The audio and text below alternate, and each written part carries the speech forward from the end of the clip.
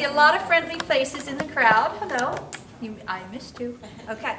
If you don't know who I am, my name is Sara Rogers, and thank you so very much for coming this evening. And again, I see a lot of familiar faces here. I want you all, before we even get started, to mark your calendars for December 3rd, which will be the improvisation class, which are called the Improvables, doing their work. Yes, they work really hard, only for 6 weeks. Can we have these lights out, please?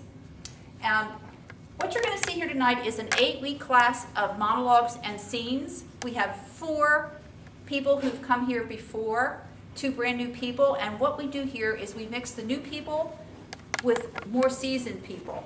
And hopefully we support each other and we try to do the best we can for the time that we have allotted. We all support each other. We are collaborators here. Nobody is ahead of anybody. That's what my philosophy is, and that's what I try to teach them to pass along as they go into this crazy business that they chose to be in. If you have a problem to see because of the cameras, please take a seat elsewhere so you can see it a little bit better, because if I can't see you, I don't know how you can see the stage. They're going to come out in just a second, or are they out now? No, come on out, everybody. I hope they're all here. I don't know what happened to them. Again, this is the monologues and the scenes, and one by one they will be introducing each other. There is no intermission, we just run. It goes for about an hour, and once again, we're so happy to have you. So in a second, okay, let's start with...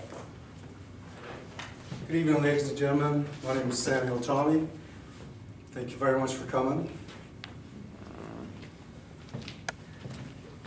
Hi, my name's Murray Milne. Pleased to see you all. Good evening, my name is Alexander Morante. We hope you enjoy the show tonight. You picked a great people to come and welcome. Hi, I'm Kaylee Ragan-Edwards, and we appreciate you coming out.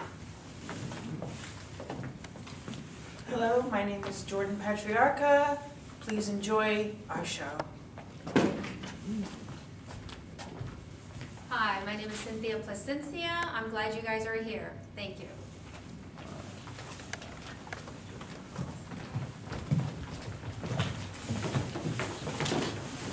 Again, my name is Murray Milne, and the first monologue I'm performing is called The Matchmaker by Thornton Wilder, and my character is Mr. Vanderbilt.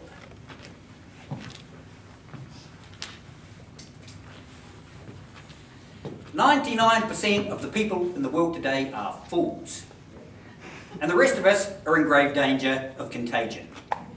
I wasn't always free of foolishness as I am today. I was once young, which was foolish. I fell in love, which was foolish. And for a while there, I was poor, which is more foolish than all the other things put together. Then my wife died, which was foolish of her. And I grew older and became more sensible. Then I became rich, which is more sensible than it is rare. So as you can see, I'm a man of sense. You're probably surprised to hear that I'm thinking about getting married again. Well, there's 2 reasons for this. And the first reason is I like my home to run smoothly, cleanly, and efficiently. And let's face it, folks, that's a woman's work. But a woman can't do it well merely if she's being paid for it. In order to run a household well, a woman has to have a sense of ownership. Marriage is just a bribe to make a housekeeper feel like she's a homeowner.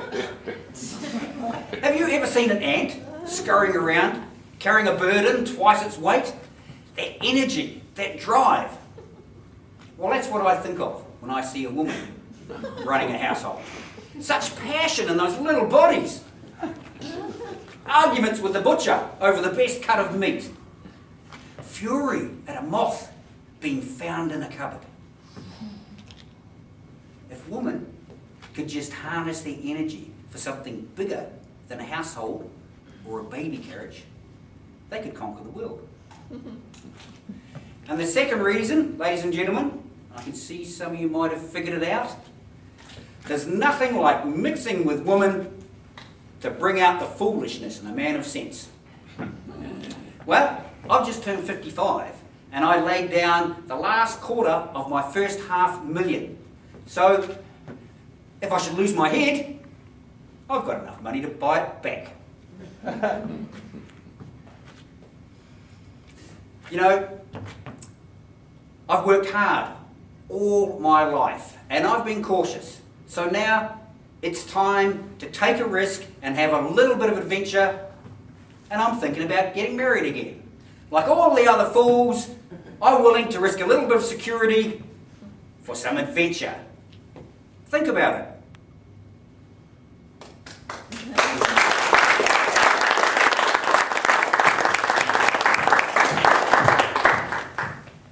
Hello, my name is Ragan-Edwards, and I will be performing a monologue entitled Love is a Time of Day by John Patrick, and my character is April McGregor. Excuse me, could I speak to you? Look, you don't have to tell me who you are, and you don't have to say anything if you don't want to, but I wish you'd just listen to me. I'm not judging you. If you want to go out and get totally drunk and have sex with a complete stranger, that's your business. Personally, I think it should mean something. At least to the girl. Unless she's getting paid. And if you're planning on getting paid, I think I owe it to you as woman to let you know that he's got nothing but peanuts in his pockets. So, I think it's in your best interest if you leave. Besides, I can't concentrate on things like my schoolwork with things like this going on, so... And, my mom bought me that sofa, and she would not approve of it being used for hanky-panky. And, I'll have to go to the bathroom every once in a while, so I'm asking you to leave. Are you going to leave? Will you leave, please? Look, miss, please don't make me do something I'm going to be ashamed of. It is awful to find out that you're in love and you're jealous, and it's awful, and I hate it, and I hate myself, okay? Listen, I have been perfectly dispassionate and objective throughout this entire ordeal, but if you insist on being wanton and sluttish, I'm going to have to descend to your level. I want you out of here. I want you out of this apartment right away. And I'll even turn my back so I don't know who you are. But if you haven't gotten your things by the time I count to 10, I'm going to come over to that sofa, and I'm going to rip you off that bed, and I am going to pull every single hair out of your head one by one. Got it? I mean it! This is 0 hour! Off that launching pad! Here's your countdown. 10, 9, 8, 7, 6, 5, 4, 3, 2, 1, 1 minus 2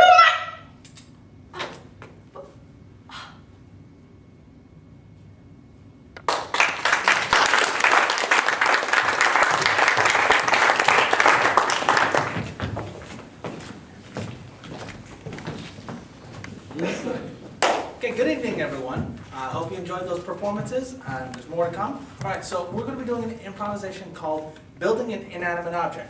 The actors behind me will build an inanimate object in 10 seconds. What I need from you, the audience, is a suggestion of an inanimate object for which these actors are to build. Any suggestions? First thing I hear. Car. Car. So we're building a car in 10 seconds. And 10, 9, 8, 7, 6, 5, 4, 3, 2, 1. It's a lease. All right, that was great. I hope it was 10 seconds of fame as opposed to 15 minutes, but hey, can't complain. All right, now, what I need from the audience is another inanimate object for which our actors and actresses will build. Any suggestions? A bird cage. A bird cage in 10 seconds. 10, 9, 8, 7, 6, 5, 4, 3, 2, 1. Bird cage. There you go. guys.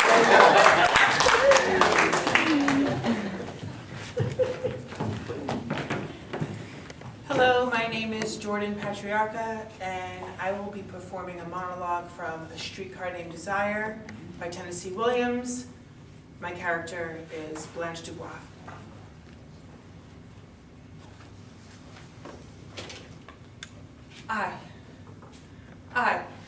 I took the blows on my face and my body.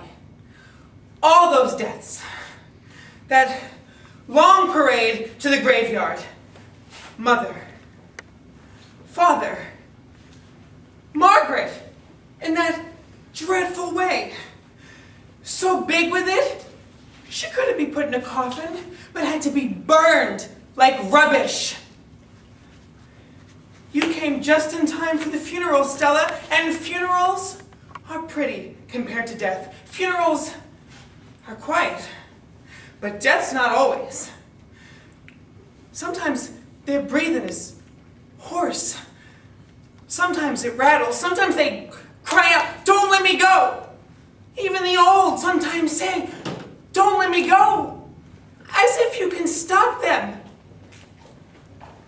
Yes, funerals are quiet and with pretty flowers and oh, what lovely boxes they pack you away in.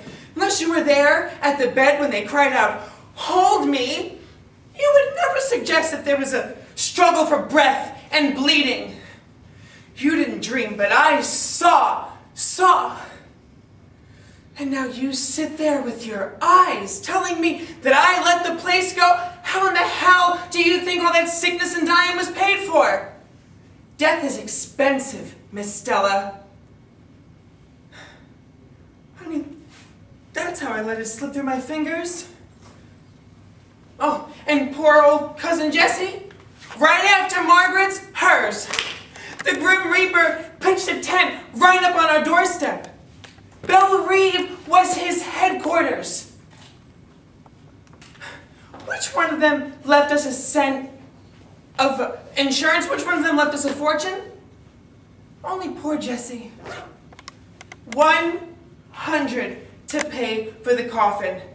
And that's it. And I with my pitiful salary at the school? So yes, accuse me. Sit there, stare at me, and think I let the place go. I let the place go. Where were you, Stella? In bed with your Pollock?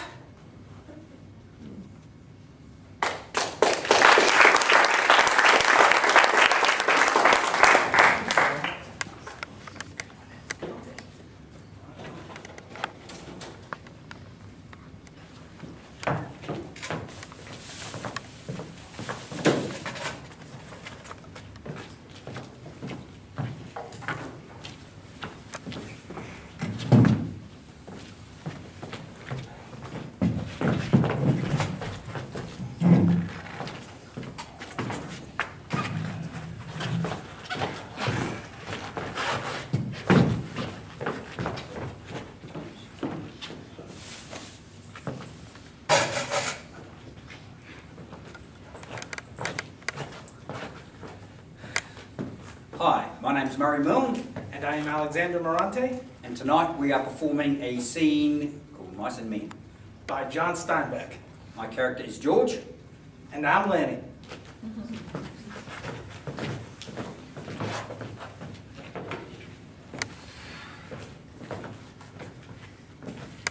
God damn it, Lenny. We could just as well have rolled all the way to the goddamn ranch. That stupid bus driver, he didn't know what he was talking about. Just a little stretch down the highway, he says. Just a little stretch. Goddamn near 4 miles. You know what? I don't think he wanted to drop us at the gate. You know, I think he was too damn lazy. Goddamn 4 miles. Shit. George, Yeah, what? where are we going, George? So you forgot that already, did you? I got to tell you again? Jeez, man, you're crazy. I tried not to forget, and honest to God, I did. Okay. I'll tell you again. I tell you things, you forget them. I got nothing better to do with my day. I can just spend it all telling you stuff and you forget it again. I tried, but it just didn't do no good. Oh, but I remember about the rabbits, George. To hell with them rabbits. Don't you remember sitting in the gutter on Howard Street looking at the blackboard? Yeah. Yeah, George, I remember that, but what did we do then? I remember some girls come by. Oh, and then you says, George. To hell with what I says. Don't you remember going into Murray and Reedy's and getting them bus tickets and them work cards? Yeah, George, I remember that. George, What? I ain't got mine. I must have lost it. Stupid fool. Of course you ain't got yours. I got them right here in my pocket. You think I'd let you carry your own bus ticket and work card? Got me scared there, George. I thought I put it in my side pocket. What'd you just take out of your pocket? I ain't got nothing in my pocket, George. See? I can see that. What you got in your hand? It's just a mouse, George.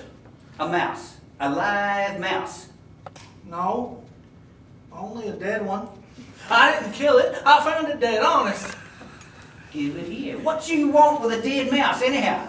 I was just petting it with my fingers when we walked along. Well, you ain't walking along with me with no dead mouse. Okay, so, remember where we're going? I forgot. Okay, we're gonna go up that way, a little ways, and we're gonna go and get a job at a ranch, just like the one we done up north. Up north? Yeah, in Weed. Oh, yeah, I remember. Like in Lee. That's right. We're gonna go in, give them their work cards, and we're gonna go and see the boss. And see the boss. Got it. And see the boss. That's right. And you ain't gonna say nothing, okay? You're just gonna stand there, you're gonna say nothing. You got it, George. Not gonna say nothing. That's right. Because if that boss, he finds out what a crazy bastard you are, we ain't got no job. But if he sees you working, before he hears you talking, we're set. Okay, you got that? I got that, George. Yeah, I got that. I ain't gonna say nothing. I'm just gonna stand there. Okay, that's good. I want you to say that twice, over and over and over. I got it, George. I ain't gonna say nothing. I'm just gonna stand there. If I was alone, I could get on so easy and nice. I ain't gonna say nothing. I ain't gonna say nothing. I ain't gonna say nothing, George. I ain't gonna say nothing. I'm not gonna do nothing bad. Well, you make sure you don't do nothing bad neither, like you done in Weed. Like I done in Weed? You forgot that too, did you? They run us out of Weed. Ha! Run us out? Hell! They chased us out. But we got away. They didn't catch us. I didn't forget that, George. You bet. Good boy. Lenny, give it here. I ain't got no mice, George. God damn it. What, do you think I'm stupid? You give it here. Give you what, George? God damn it. I can see you got that mouse. Now give it. It ain't nobody's mouse, George. I didn't steal it. I found it lying right beside the road. I wasn't doing nothing bad with it. I was just stroking it. That ain't bad. Do I have to come over and suck it out of you? God damn. Jesus Christ. Big guy like you.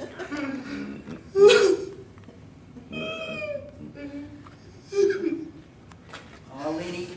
I ain't taking it off you out of meanness. That mouse, it wasn't fresh. It wasn't fresh.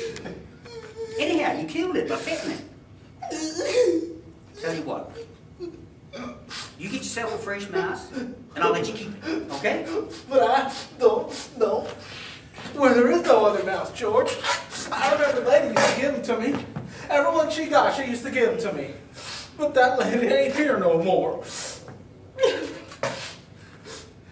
So you forgot her too, huh? Pass me them sticks, Lenny.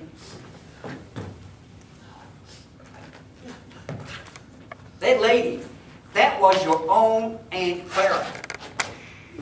And she stopped giving them to you because you always killed them. Well, they were so little, George. I remember I used to pet them and they bit my fingers and then I pinched their heads a little bit and then they was dead because they were so little. I wish we'd get the rabbits, George. They ain't so little. To hell with the rabbits. Now, here's your supper. You got enough beans there for 4 men. I like them with ketchup. We ain't got no ketchup. Why is it you always want what we ain't got? God, I could get along so easy on my own. Why, I could get a job at work, earn my 50 bucks. Well, hell, I could go into town and get whatever the hell I want. I could spend the whole night in a cat house. I could even go to some fancy restaurant and order whatever the damn hell I want. I didn't want no ketchup. George, What? tell me like you done before Tell you what, about the rabbits. I can't be bothered. No, come on, George, please. Like you done before. Okay. Okay. You know, us guys that work on ranches, they are the loneliest guys in the world. They ain't got no home, they ain't got no family. You know, they just go and work up a stake on a ranch, they get their 50 bucks, they go into town and they blow it. Next thing you know, they're back busting their tails on another ranch. They ain't got nothing to look forward to. That's it. Now tell how it is with us. Well, with us, we got a future. We got someone that gives a damn about each other. We don't gotta go into town, go into no bar, blow our jack. You know, the next thing you know, these guys they end up in jail. And then they just rot there. They got no one gives a damn. And that's it. But that's not how it is with us, right? Because George, I got you to look after me, George, and you got me to look after you. And that's why. Come on, George. Well, you know how it goes. You tell him. Oh, no, I forget some of the stuff. Come on, George, tell me how it's gonna be. I can't be bothered. No, tell me how it's gonna be. Well, one day, we're gonna save us our little bunch of money, and we're gonna buy a little farm, a couple of acres. We're gonna have some cows and some pigs and a horse. And live off the fat of the land. Oh, and George, tell about the rabbits and the gardens. And George, tell about the alfalfas that you know we're gonna plant for the rabbits, so the rabbits can eat. And George, tell about the rain in the winter. Oh, and George, tell about the stove at night. Oh, and George, don't forget George. Tell about George the how thick the cream is on the milk that you can hardly cut it. Go ahead, George, tell about Come that. on, you know all about it. You do it yourself. It ain't the same if I tell it, George. Come on, tell me about how I get to tend the rabbits. Well, you know, we're gonna have a big old vegetable patch. And when it rains, we just gonna say to hell we're going to work, and we're gonna sit up inside and stoke up the fireplace, listen to the rain coming down, and nuts. What you gonna say tomorrow when you see the boss? I ain't gonna say nothing. I just gonna stand there. Good. Swell. Say, maybe I can let you tend those rabbits. Now you're starting to remember good. I can remember good. By God. Lenny, I want you to take a look around this place. You think you can remember this? That ranch is about 4 miles up that way. You just follow the river, you can find it. Yeah, sure, George. I can remember this place. Didn't I remember about not gonna say a word? Yeah, you did. But if you get in any trouble, okay, I want you to come right back here and hide in the brush. Hide in the brush. Okay, George, hide in the brush. Hide in the brush. And I'll come and get you. Okay? Got it? I got that, George. hide in the brush until you come get me. You ain't gonna get in no trouble and do nothing bad like you done in weed, right? I won't do nothing bad. Because if you do, I won't let you tame them rabbits. I won't say nothing bad, George. I won't do nothing bad. I promise. I won't say a word. Well, I hope so. Oh, it's gonna be so nice. Lying here under the stars. Woo! Woo! You know, a man feels real free when he ain't got no job and he ain't hungry. Hey, George, Yeah, what? let's have different color rabbits, George. Sure, we could have him red rabbits, pink rabbits, purple rabbits, millions of them. And furry ones, George, like I seen at the fair at Birmingham. Sure, furry ones too. Because I can just as well go away, George, and go live in a cave. Ah, shut up. George, What is it? I'm shutting up, George.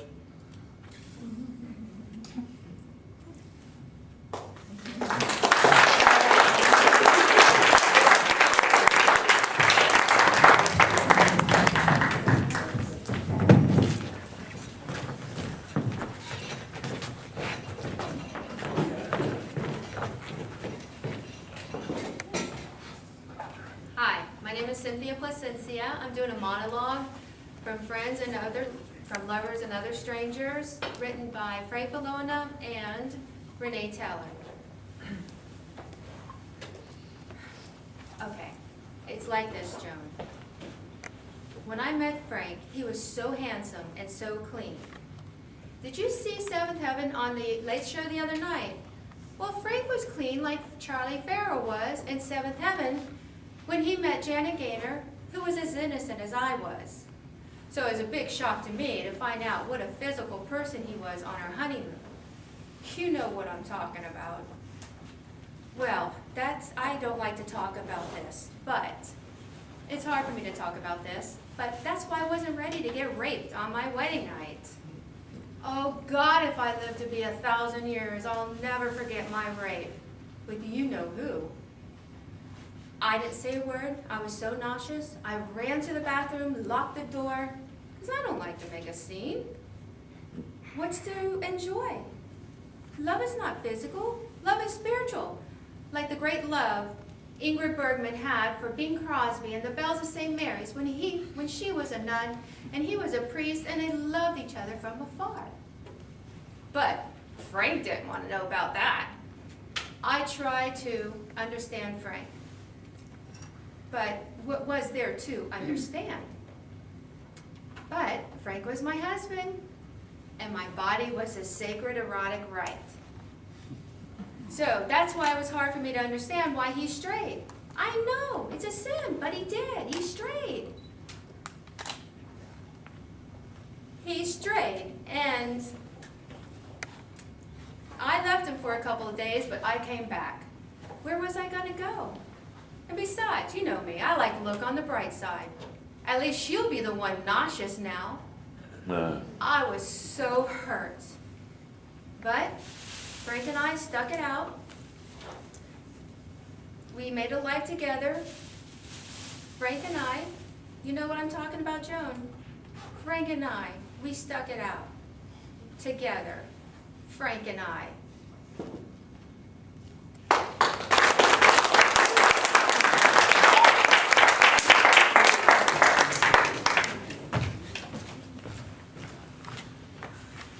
Good evening once again, everyone. My name is Alexander Morante, and I will be performing a monologue today called Hold Me, Joey Wants to Scream by Jules Pfeiffer.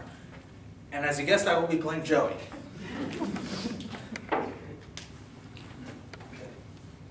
It started when I was a kid.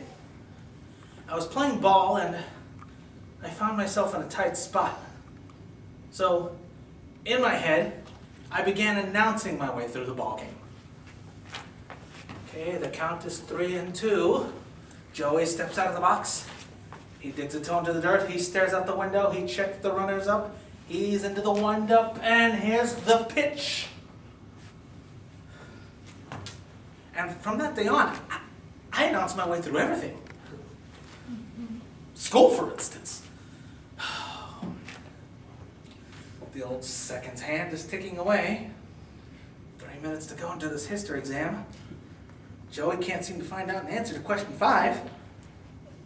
Joey stares out the window. Joey picks at a nail. Joey looks at the other kids and he's, wait a minute, yes he is, he picks up his pen. I even announced my way through events even after school. The supervisor's looking over Joey's shoulder. Joey pretends to be busy. The supervisor spots a mistake. Joey can't seem to listen. The supervisor asks if Joey understands. Joey says yes. The supervisor walks away. I even announced my way through my marriage. Joey has nothing to say. Joey's wife has nothing to say. Joey's father-in-law says, isn't it time you made some serious decisions, Joey? Joey looks out the window. He digs a toe into the dirt. Joey's little boy says, fix it, Daddy. And so it went, from early morning to even at night. I announced my way through everything. Like going to bed. Joey pounds his pillow. Joey feels sleep coming. It's coming. He closes one eye. He closes the other eye. Joey's wide awake. Joey goes downstairs to make himself a drink. Joey wants to scream.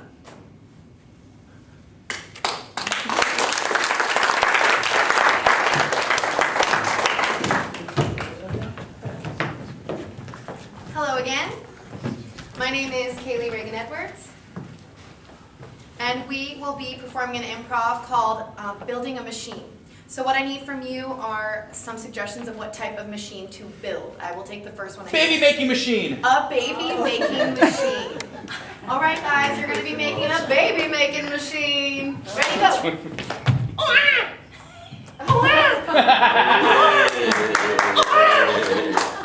Push! Push! Push! Push! Breathe. Push! Push! And it goes faster. Push! Faster.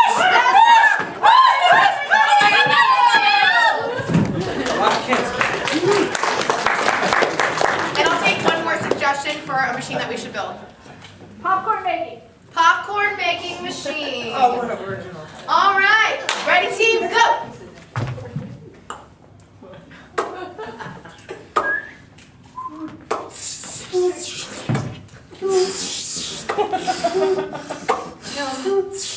Yum. And then it goes faster. And faster. And faster. And faster. And faster. And faster. And explodes.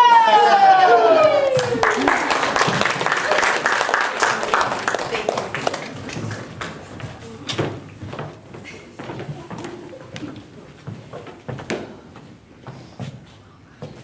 Hi, Murray Milne again. This monologue is called Home Front by Patrick Duff. And my character is Jeremy.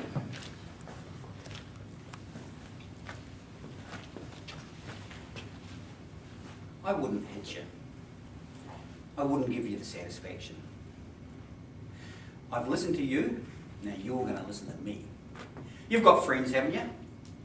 Well, I've got some too. And one of those friends was called Brady. Brady and I, we're a lot alike. You know, we both come from good families. We both got drafted at the same time. You know, things like that. And we were kicking around in the army together. And then we were about to come home at the same time. And a month before we came home, Brady got wounded. So when Brady was getting out of hospital, he rang his folks, you know, to say, hey, I'm coming home. And would it be okay if I brought a friend with me? His mum says, yeah, fine. And Brady says, well, my friend, he's going to need a little bit of help. He's wounded. And Brady's mum went, "Oh, what's wrong with him?" And Brady says, "Well, actually, he's lost an arm and a leg. He's going to need a bit of help getting around." Well, his mum just freaked out. She couldn't handle it. She passed the phone to his father. And his father says, "What are you trying to do to us? Are you trying to ruin everything?" That's what his father said to him. "You know how much we've been looking forward to you coming home?" Brady apologised. He hung up the phone. He booked himself into the Holiday Inn and he hung himself.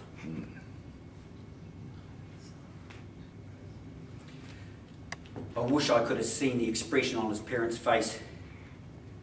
They shipped him back to Mobile, Alabama, where he was from, and when his parents went to greet him, I wish I could have seen the expression on their face. They went to pick up their little soldier boy, and all they got was a box with a body, missing an arm and a leg. So I don't go along with it. I don't go along with any of it anymore. I don't give a shit about your traditional values and your social responsibility. And if you don't like that, too fucking bad.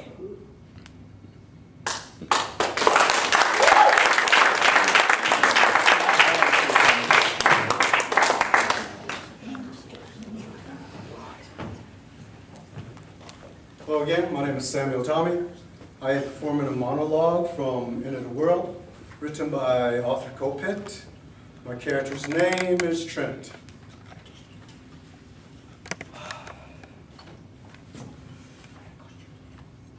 Now I know where we met. It was at our place. It was at our apartment. We lived in a city then. And our friends came by to see our child. He had just been born. Obviously somebody brought stone.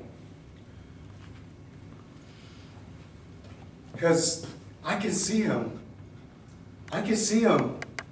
I can see him sitting in a corner, listening as I speak. But evil? Our child had just been born. We had just brought him home. He was, 4, 5 days old, I guess. And my wife went out one day. I was very excited because I was left alone with him. I was nervous, very excited. I picked him up, this little poor thing. And I walked around with him in the living room. We lived on a very high floor, overlooking the river, the Hudson. The light was streaming in the window. It was a lovely autumn day. It was cool, beautiful. I looked down at this little creature, this little poor thing. I realized this was the first time I ever had anyone completely in my power. And I had never known what that meant. I've never felt anything remotely like that before. I was standing near a window, and I thought I could throw him out. I walked towards the window because I couldn't believe this thought came into my head. Where did it come from? Not one part of me felt anything but love for this boy. Not one part. Not one part.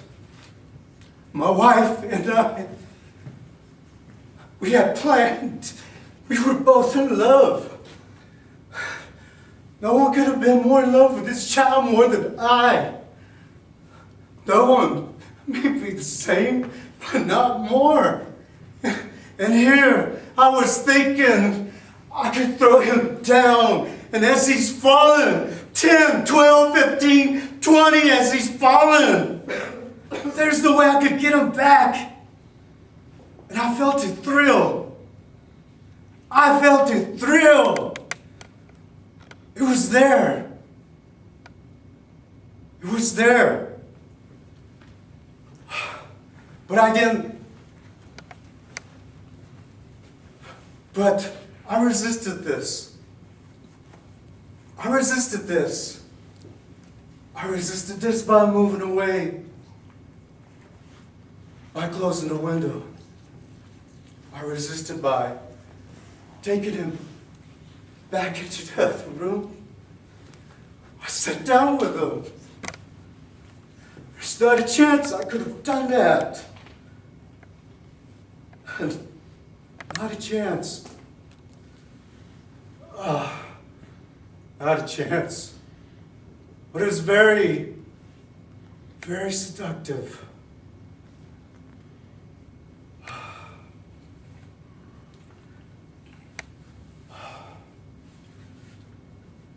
If a doomsday is going to come, this is how it will come.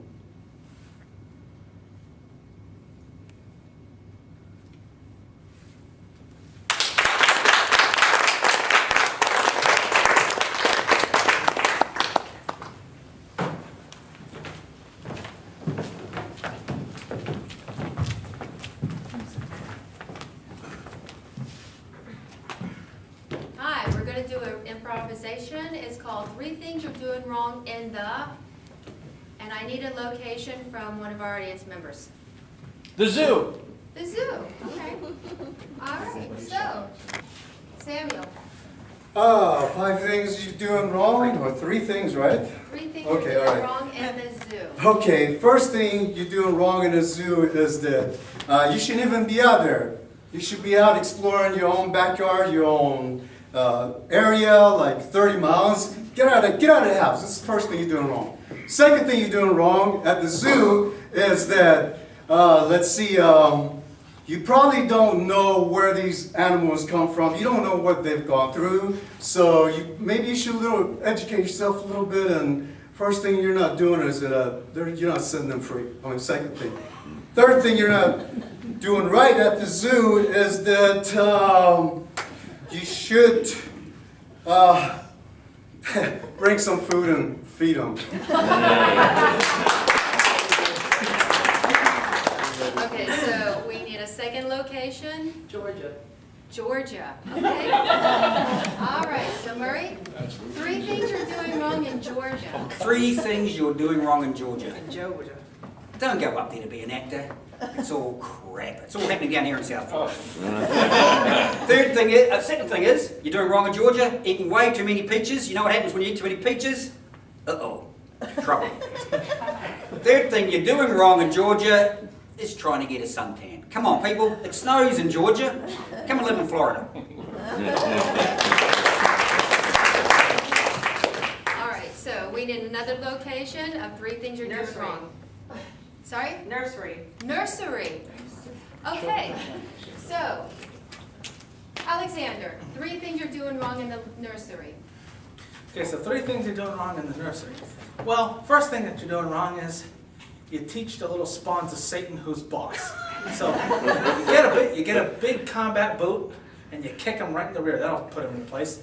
Second thing you're doing wrong in the nursery, nap time is for the kids. No, it's not. It's for you. You're dealing with a bunch of kids running around. You deserve it. Third thing you're doing wrong in the nursery. Third thing. Bell rings, just get the hell out of there. Don't even worry about the kids. They can Uber home. Just get out of there. You had a long day, you can go for it. Okay, so we need another location. Hospital. Hospital, okay. So, Kaylee, 3 things you're doing wrong in the hospital. 3 things you're doing wrong in the hospital. The first one is you're not becoming friends with your nurses. Hello, do you ever want to get help? Number 2, you're not going and like stealing all the drugs. You can make like serious money with that stuff. Just saying. He knows what we're talking about. The third thing you're doing wrong in the hospital is, well, I mean, you should probably just take care of yourself at home because nobody has health insurance anymore. Okay, so we we need another location? Lower. The more. More. Let's call Okay. the morgue. Jordan, 3 things you're doing wrong in the morgue. All right, let's see how this goes. 3 things you're doing wrong in the morgue. First thing is, you're not putting on a little classical music, picking up the corpse, and dancing with it. And the second thing you're not doing right in the morgue is you're not getting down and laying with it and just going, you know, it's not worth it. Let's just take a nap together. Did I say the third? I meant the second, because this is the third. The third thing that you're doing wrong in the morgue is not enough pizza parties. Yeah. All right, we all get a little pizza with our cold dip. Sorry. Before I leave the stage, though, we do need one more because Cynthia Placencia is going to do one. So one more location, please. Grocery store. Airplane. Oh, grocery store. That'll be a good one. 3 things you're doing wrong at the grocery store. Okay, the first thing you're doing is actually buying the groceries. The best thing to do is to go around the aisles and go ahead and sample all the groceries so you don't have to pay for them. The second thing you're doing wrong is actually using shopping carts. Don't use shopping carts. Just throw them to the aisle so that the checkout lady can grab them and then check yourself out there. The third thing you're doing wrong in the grocery store is buying groceries. Oh, I already said that one. So the third thing you're doing wrong in the grocery store is shopping. Don't shop at the grocery store. Grow your own food. It's more healthy for you. There you go.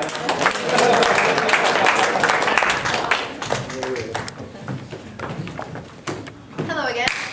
My name is Kaylee Ragan-Edwards, and I will be performing a monologue entitled Death Comes to Us All, Mary Agnes by Christopher Durang, and my character is Vera. Oh, Herbert, we had some good times, didn't we? Scurrying about the continent, knowing all the dukes and earls. Do you remember how we met? You were 17, and it was your first brothel. And I was just 14, and it was my first brothel, too. My first night. And I remember the Madame Lior. She said, Vera! She got my name wrong, even then. She said, Vera! You'll turn many tricks in your day, but you'll never turn a trick like your first one. So my heart was aglow. And you came up to me, and with that adolescent little squeaky voice, you said, how much? And I just thought that that was the most romantic thing that anyone has ever said. So we retired to the bedroom, the one with the cobwebs and the dank smell of urine, and we sat on the bed. Is this your first, I asked you? And you said no, and of course I didn't believe you. And then you asked me, is this your first? And I said yes. And you didn't believe me either. And one of us in that room was lying, and to this day I still don't know who. But I didn't care, because the night air was so fragrant, and love was so new. And we were so young, so very, very young. And then you began to methodically take off my clothes that were damp with perspiration because of my very busy day. And then I removed the buttons off your shirt. I bit them off one by one. And your eyes grew bigger with each pop.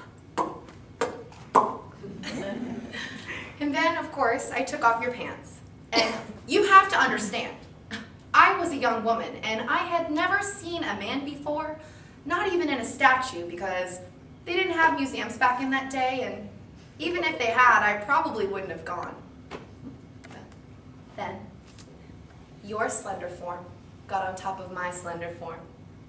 And pump, pump, pump, pump, pump, pump, pump, pump, pump, pump, pump. You pumped away. And I gave in to my first experience of love. Oh, yeah. Oh, no, it's okay. It's okay. And then it was over. So I climbed off of you. And I looked into your blue eyes. Your eyes were blue then. And I said to you, in the pale, frightened voice of a schoolgirl, Herbert, it's you I love. Do you remember that, Herbert? Herbert? Children, I think your father has fallen asleep. Has he fallen asleep? Oh my, is he having a stroke? Is that a stroke?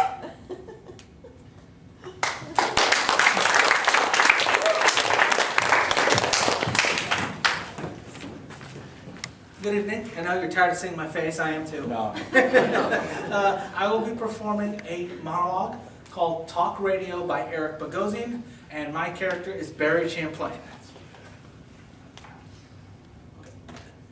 Hold the calls. I'm here. I'm here every night.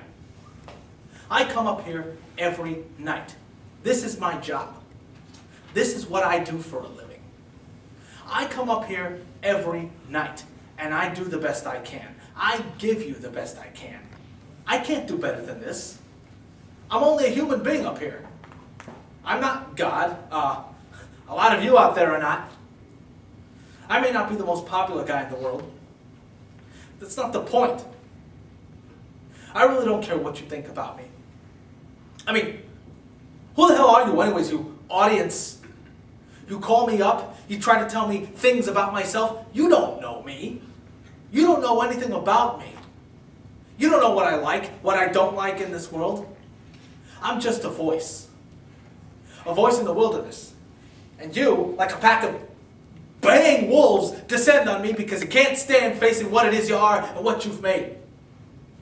Yes, the world is a terrible place. Yes, cancer and garbage disposals will get you. Yes, a war is coming. The world's all screwed up and you like it that way, don't you? You're fascinated by the gory details. You're mesmerized by your own fear. You revel in floods and car accidents and unstoppable diseases. You're happiest when others are in pain. That's where I come in, isn't it? I'm here to lead you by the hand through the dark forest of your own hatred and anger and humiliation. I'm providing a public service. You're so scared. You're like a child under the covers. You're afraid of the boogeyman, but you can't live without him. Your fear, your own lives have become your entertainment.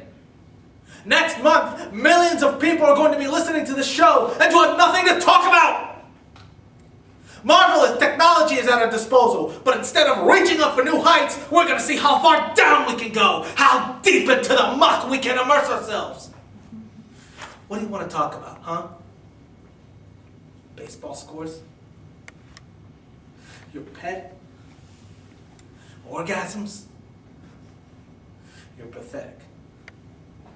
I despise each and every one of you. You've got nothing. Nothing. No brains, no power, no future, no hope, no God. The only thing you believe in is me. What are you if you don't have me?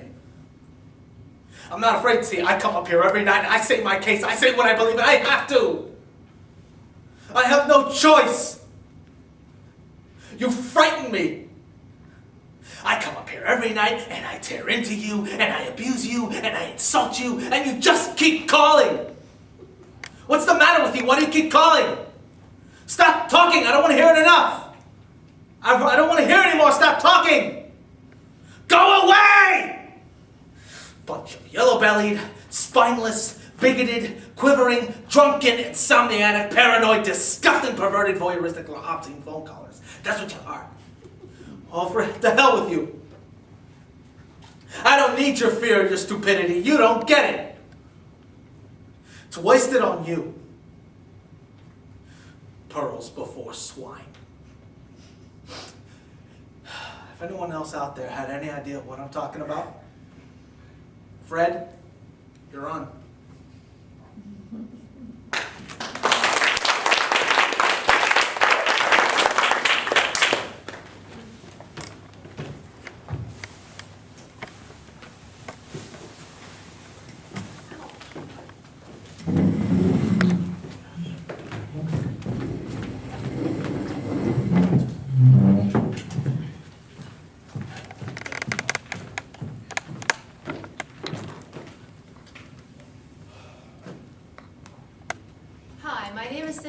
Cynthia, My name is Samuel Tommy, and we're doing a scene from, Blithe Spirit.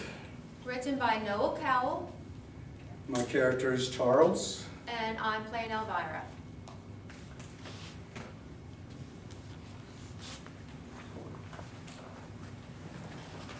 Ruth! Poor Ruth. Oh, this has been the most enjoyable half hours I've ever spent. Elvira, how could you? Poor Ruth. This is obviously a hallucination, isn't it? Well, I don't know the technical term for it. What am I to do? What Ruth suggested, relax. Where have you come from? You know, I don't know that either. Are you to be here indefinitely? I don't know. Oh my God. Why? Would it be so horrible if I was? Well, you must admit it would be embarrassing. I don't see how. It's just a matter of adjusting yourself. Anyway, I think it's horrible for you to be so childish.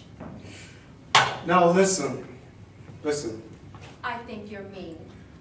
Try to see my point. Try to see my point. I've been married to Ruth for 5 years. You've been dead for 7. Not dead, Charles. Passed over. It's considered vulgar to say dead where I come from.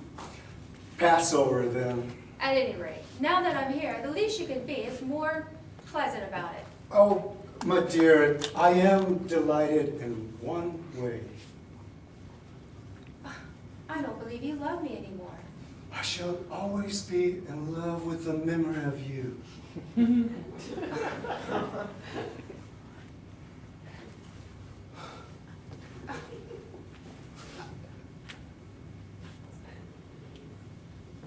Oh, Charles.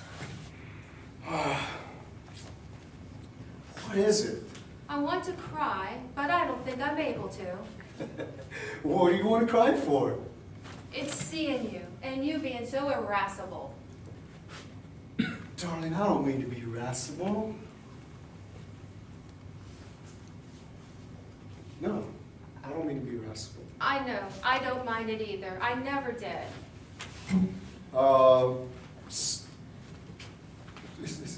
Is it cold being a ghost? I don't think so. What happens if I touch you? I don't know. Do you want to?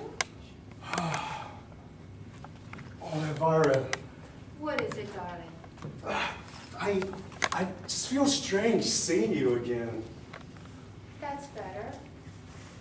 What's better? Your voice. It was kinder. Was I ever unkind to you when you were alive? Often. How can you? That's an exaggeration. Not at all. You were an absolute pig the time we went to Cornwall, and and we stayed in that awful hotel. You hit me with a billiard cue. Just gently. I was very gentle. I loved you very much. I loved you too. Isn't it terrible? I can't touch you. Perhaps it's well. Why don't you put your head back? You know, I suppose I'll wake up eventually, but I feel strangely peaceful. That's right. Can you feel anything? Just a little breeze through my hair. Well, that's better than nothing. I suppose if I'm out of my mind, they'll just put me in asylum. That's fine. Poor Elvira. To hell with Ruth.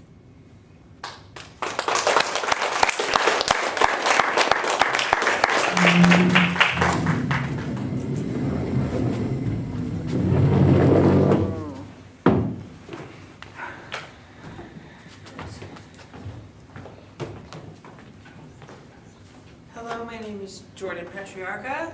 You might remember that from the last time. And I will be performing a monologue from Goodbye Charles by Gabriel Davis, and my character is Cynthia.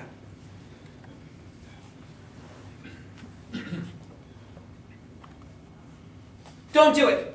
Don't open that box another crack. Don't ask me to marry you. Shh. Don't say it. Don't say another word. Just listen. I can't let you do this to me. Before I met you, I was a bitch. Seriously, everyone at work thought I was a huge bitch. No one actually liked me. Remember those people I introduced you to as my friends? They're not my friends. They're all scared of me. Or at least they were before I met you.